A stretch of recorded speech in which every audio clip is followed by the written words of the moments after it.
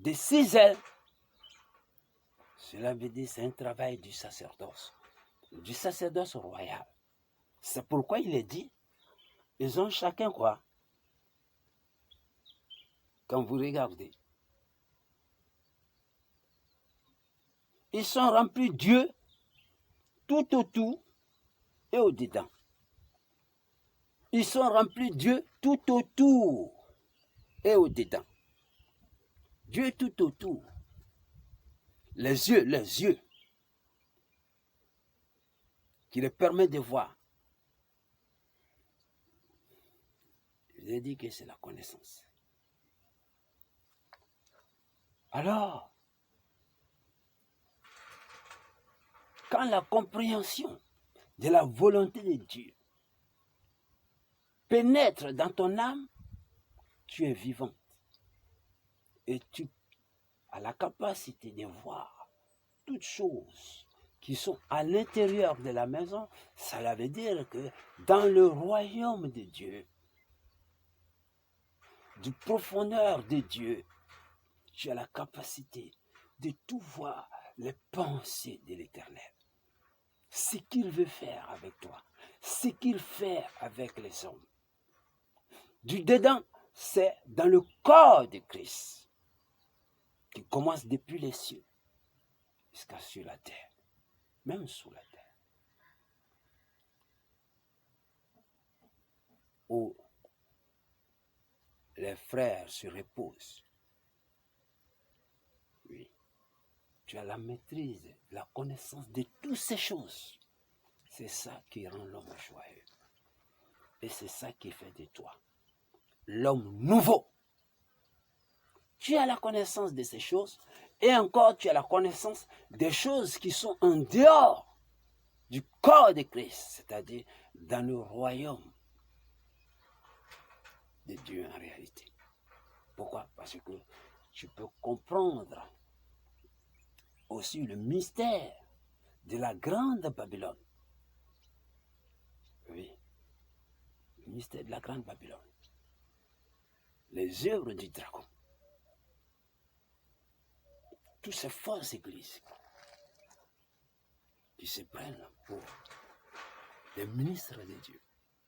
Tu as la connaissance de tous ces gens. Tu vois, et tu vois les œuvres, et tu connais qu'ils sont ténèbres et qu'ils enseignent tout ce qui est faux. Oui. Dieu a donné ce pouvoir. C'est pour cela qu'il dit la mort, le séjour des morts ne prévaudra point contre son Église.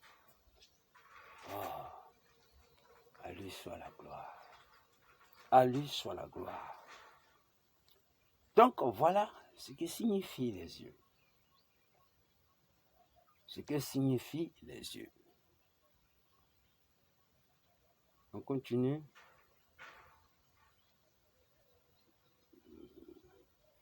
Il ne cesse de dire jour et nuit, Saint, Saint, Saint est le Seigneur Dieu, le Tout-Puissant, qui était, qui est et qui vient.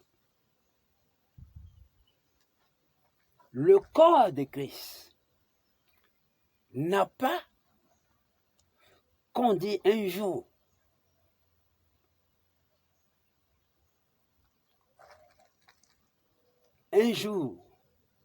où il cesse de prier, un jour qui est pour Dieu. Non, ça n'existe pas. Le corps de Christ, ça n'existe pas. Nuit et jour. Pourquoi? Parce qu'il y a un travail qui est en train de se faire dans sa vie. Maintenant qu'il a accepté, ou qu'il a du moins compris, que Dieu l'appelle à être à son image, à sa nature divine, il y a un travail qui commence. Donc il exerce lui-même un culte personnel. Parce que le culte se fait devant le juge. Et Christ est établi juge des vivants et la mort. Les vivants sont ceux qui sont destinés à la vie éternelle.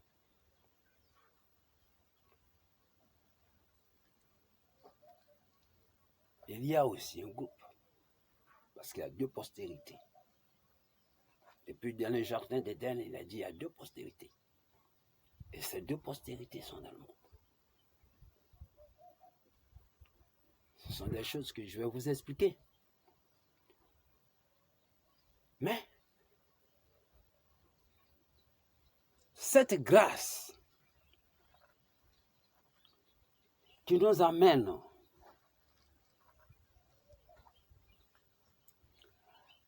à faire ce qui est juste et devenu parfait aux yeux de Dieu, c'est le Saint-Esprit.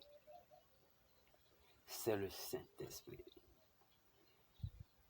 Que Dieu soit béni de ce qu'il nous accorde le Saint-Esprit. Jésus dit, il est avantageux pour vous que je m'en aille. Parce que si je ne veux pas, le consolateur, votre consolateur, c'est lui qui va vous convaincre du péché. C'est lui qui va vous convaincre de la justice et du jugement. Voilà. Donc, l'utilité du Saint-Esprit pour l'instruction du corps de Christ, c'est pour cela qu'on appelle l'esprit d'adoption et en même temps l'esprit de la rédemption. La rédemption, c'est amener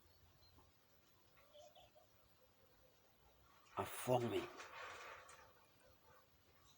et à se transformer à l'image et à la ressemblance parfaite de Christ. C'est-à-dire l'homme qui est fait selon la mesure de la stature parfaite de Christ.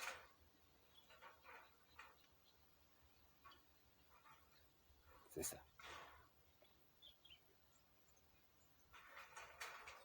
Faisons l'homme comme nous-mêmes. Faisons l'homme comme nous-mêmes.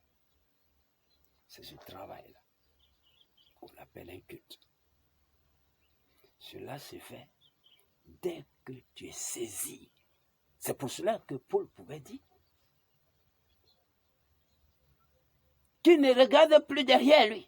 Il court pour atteindre le but de la vocation céleste.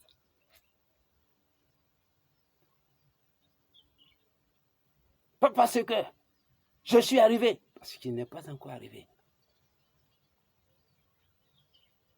Il n'est pas encore arrivé. La perfection. La perfection. La perfection. Il faut qu'il soit formé à la stature, à la mesure de la stature parfaite de Christ. Donc, quand il regarde, il sait qu'il n'est pas encore arrivé. Quand tu n'es pas encore arrivé, tu le sais. Mais il est arrivé. Quand il est arrivé, il dit, ouais, je suis maintenant arrivé. Et bientôt, je remporterai la couronne de la gloire. Parce que il sait qu'il a combattu le vrai combat. Le combat de remporter le prix de la vocation céleste.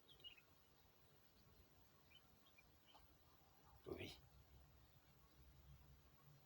C'est une leçon que je vais faire bien aussi pour vous amener à chercher la perfection. Oh, c'est vrai, la chair. Mais la chair, mais l'esprit qui est en nous vient de Dieu. Et Dieu vient au secours de sa semence qui est en nous. C'est ça qui est là. Pour lui donner la vie, la transformer, et faire de l'âme ce qu'elle doit être. Dieu a le pouvoir. Donc il faut qu'il y ait un dépouillement du corps et de la chair. Parce que la chair est charnelle. Et c'est ce travail-là que je vais vous expliquer. Aussi loin et large. En son temps. Donc, ici, le travail de ces 4 êtres, ils disent ici, saint, saint, saint. Pourquoi? C'est la sainteté qui intéresse.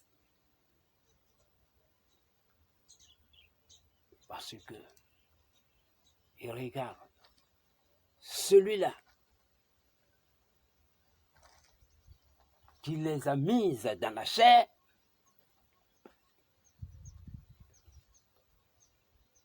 celui-là a besoin de récupérer ce qu'il a mis. C'est ce qu'on appelle l'alliance.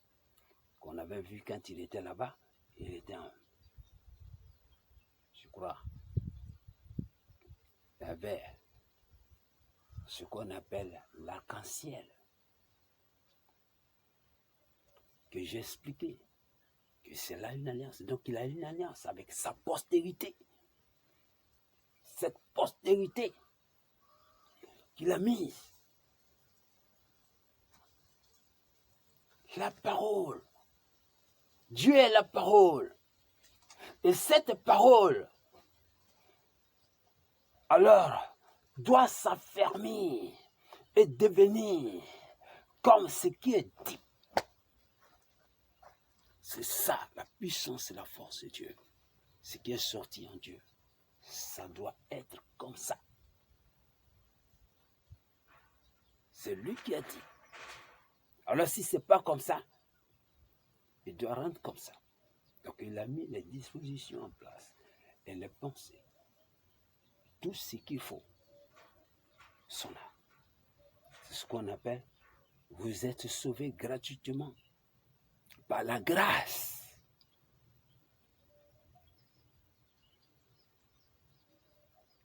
On appelle la rédemption. La rédemption. Voyez. C'est ce qui est mis en place pour secourir l'âme qui est profanée, qui est souillée, qui est morte par ses œuvres, qui manifeste les œuvres de la mort. Les œuvres de la mort, c'est l'iniquité. Le plaisir de l'iniquité.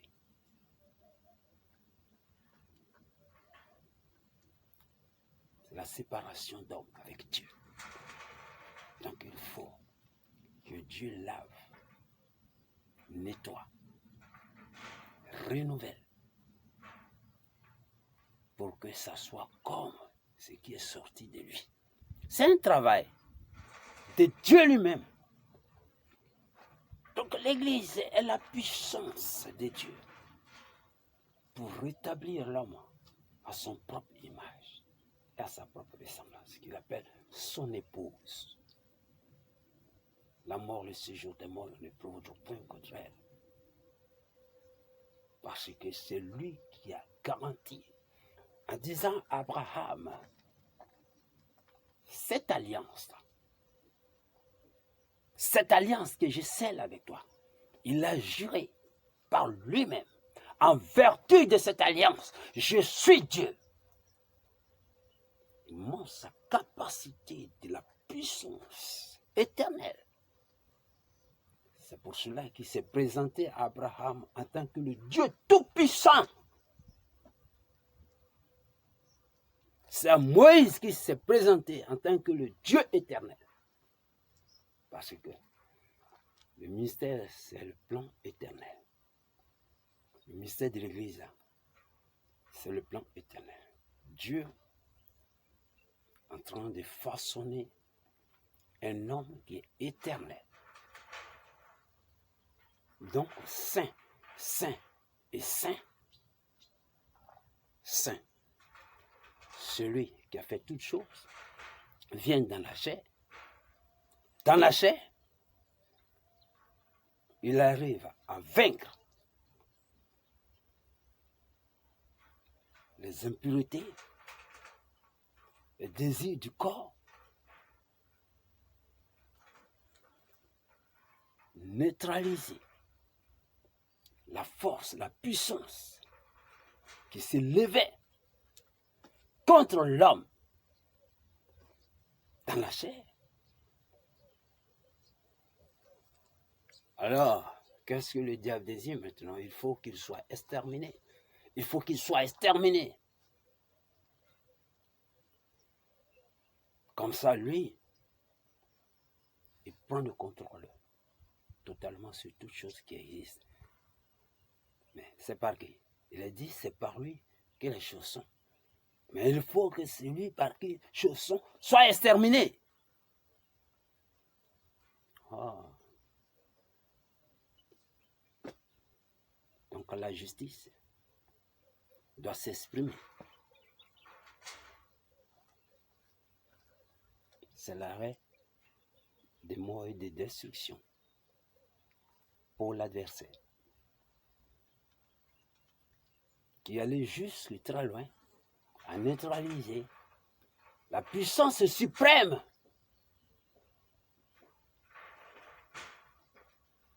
et c'est cette alliance que Dieu a fait à Abraham. C'est pour ça qu'il dit, je jure pour récupérer ma parole, pour l'établir et en faire comme moi-même. Ah, gloire soit rendue à l'Éternel. Pour réaliser ça, il faut les entrailles de Dieu. C'est l'expression des entrailles de Dieu. C'est pour cela que je ne vais pas dévancer qu'on m'a parlé du sang. Dont l'âme se trouve dans le sang.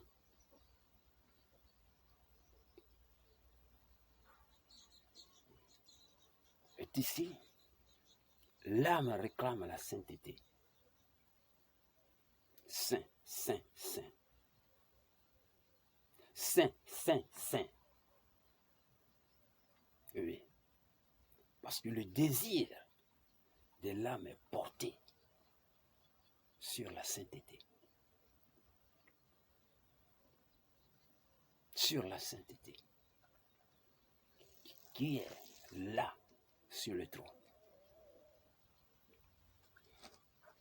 À Dieu soit la gloire. On continue. Continue. Le Tout-Puissant. Oh oui. Saint, Saint, Saint. Est le Seigneur Dieu, le Tout-Puissant, qui était, qui est et qui vient.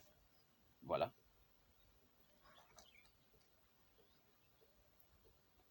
Il était saint en parlant. Il est venu, il a demeuré saint en vainquant ses ennemis parce qu'il a triomphé sur le mal. Donc, il a eu la perfection ce jour-là en montrant à tous ces témoins qu'ils étaient oculaires, qui l'ont vu. Voilà ce que je vous disais. Voilà les preuves. La perfection. C'est pour cela qu'il est le prémisse des prémices. Saint, il est venu récupérer ce qui était sorti en lui. L'homme. Tu as fait l'exemple. Il a pris l'homme, puis il l'a aimé comme femme. Les deux sont un. Alors c'est pour cela que quand tu prends la femme, tu ne dois pas l'abandonner, tu ne dois pas la laisser. Non, tu dois ramener ce qui t'appartient au prix de ton sang. C'est important. C'est l'honneur que tu te dois. Donc on ne joue pas avec cela. La volonté, c'est ce que tu as aimé. Et c'est ce que tu as pris l'engagement.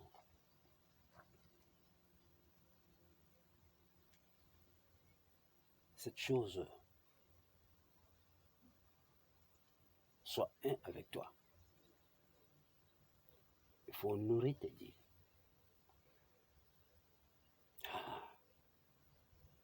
Ce qui est à toi est à toi. C'est à toi de récupérer ce qui est à toi. C'est ton héritage. C'est ça qui doit t'hériter. Donc alors, nous sommes appelés à rentrer dans le vêtement d'héritage. Oui, puisque les choses sont faites pour nous. Donc, c'est ce travail-là que nous faisons actuellement pour rendre les choses dans leur honneur. Quand les êtres vivants rendent gloire, honneur et action de grâce à celui qui est assis sur le trône, à celui qui vit au siècle des siècles. Il est éternel. Quand on dit vit au siècle des siècles, il est éternel. Donc, quand les êtres vivants, c'est-à-dire l'Église, le corps, alors rendent gloire, on lui rend gloire de ce travail, de son âme qu'il a exécuté. Il mérite l'honneur. Nous-mêmes, on nous dit, tu mérites l'honneur, tu mérites gloire. Ça vient de notre propre cœur. Ça vient du cœur. On ne dit pas, hey, dis tu mérites, ou bien parce qu'on a lu. Non, c'est pas ça. On voit l'œuvre de sa puissance. On voit l'œuvre de sa compassion, de son amour. Et on exprime cela. Et ça est dans le corps. La reconnaissance. Reconnaissant sa gloire qu'il mérite. Son honneur qu'il mérite. Et aussi lui rendre les actions de grâce. Parce qu'il est en est digne. Oui. Lui rendre les actions de grâce. Le louer, le chanter. Il est notre passion. C'est pourquoi l'amour de Dieu doit dépasser toute chose. Toute chose. Pourquoi? Parce que tu es un. Aimer Dieu, c'est aimer soi-même. Aimer Dieu, là, c'est aimer soi-même. Et si tu ne peux pas te mépriser, alors, comment est-ce que tu n'aimes pas là où tu es sorti la parole?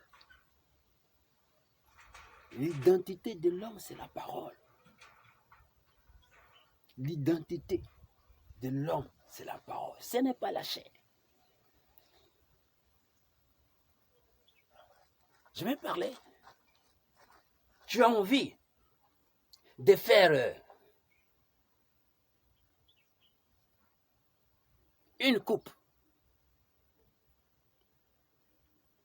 soit en or ou en fer ou en quelque chose, matière dure. Et qu'est-ce que tu fais? Tu prends la terre, tu fais la forme à partir de la terre. Mais c'est maintenant le précieux que tu veux, c'est-à-dire la parole que tu veux, tu introduis. C'est ce qu'on appelle, tu aimes son souffle. C'est tout. Donc, tu prends la matière que tu désires, tu mets à l'intérieur. D'abord, tu vas chauffer pour que ça devienne plus, n'est-ce pas, comme liquide. Et tu introduis dans la chose et tu laisses, puisque tu l'as introduit dans la terre, tu laisses, ça prend la forme que tu as pris la terre pour former. C'est pour cela dit, faisons l'homme comme nous-mêmes, et puis il prend la terre et il forme. Il fait la forme de l'homme. Mais l'homme même, il introduit. C'est pour cela que quand tu viens en Christ, on dit tu es devenu l'homme nouveau. C'est l'âme maintenant. Parce que tu vas commencer à renoncer à l'homme qui est né d'une femme, de la chair. Pourquoi? Parce que tu veux être cette parole qui est descendue des cieux, que Dieu réclame et qui doit être formée à son image. Donc alors tu brises et tu neutralises le corps du péché. Tu anéantis le corps du péché. Tu ne te regardes plus comme la chair, mais tu te regardes comme la nature divine de Dieu lui-même. C'est pour cela qu'on dit tu es l'homme nouveau. Ce qui est esprit est esprit. Ce qui est chair est chair. Donc, le désir de la chair, qui est la corruption, tu dois. Mais que tu te permets de ce que la puissance de Dieu anéantisse tout ce qui concerne la chair et ses désirs. Oui. Mais on parlera de ça plus tard.